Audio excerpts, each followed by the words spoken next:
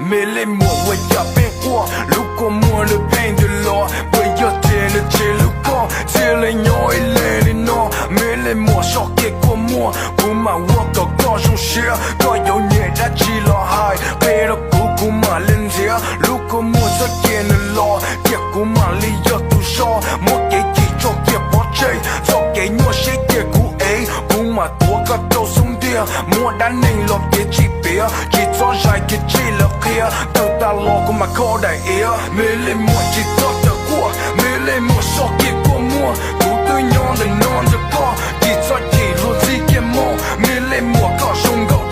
dùng cha đại thu thế đại á, mais les mots cho tu lúc xưa, của mà lý lúc thế là kia, mais les mots chỉ cho được của, mais les mots sort cái của mua, của tôi nhon để non được có, chỉ cho chỉ luôn gì cái mong, mais les mots có dùng cha đại thu thế đại á, mais les mots cho tu lúc xưa, của mà lý lúc thế là kia, mais les mots le chế lúc con le sai có chỉ muốn gây bây giờ, mais les mots nếu vừa đâu có, lúc sẽ tự ta le bây giờ, của mà lo vừa có chọn trả, mà lo kia đâu có lúc xưa, cái lúc tua le lo của mà, vừa có nữ ta cả lo kia, mà lúc có thêm mua ít bùa, trả ya hồng địa tay đâu có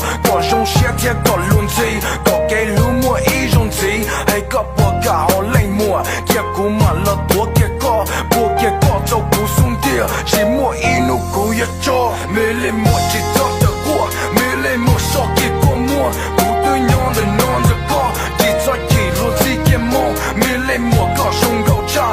cha đại thu thế đại á, mais les mots cho tu lúc xưa, của mà lý lúc thế là kia, mais les mots chỉ cho được của, mais les mots so kia của mua, của tôi nhon để non được có, chỉ cho chỉ luôn gì kia mong, mais les mots có dùng cha đại thu thế đại á, mais les mots cho tu lúc xưa, của mà lý lúc thế là kia, mais les mots bây giờ cần trai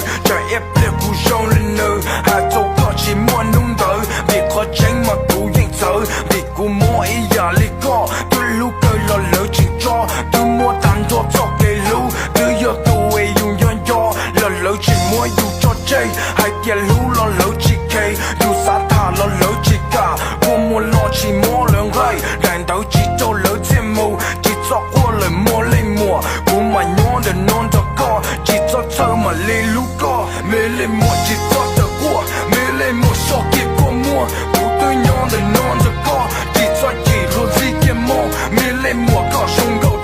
dùng cha đại thu thế đại á, mais les mots cho tu lúc xưa, của mà lý lúc thế là kia, mais les mots chỉ cho được của, mais les mots so kia của mua, của tôi nhon để non cho có, chỉ cho chỉ luôn gì kia mong, mais les mots có dùng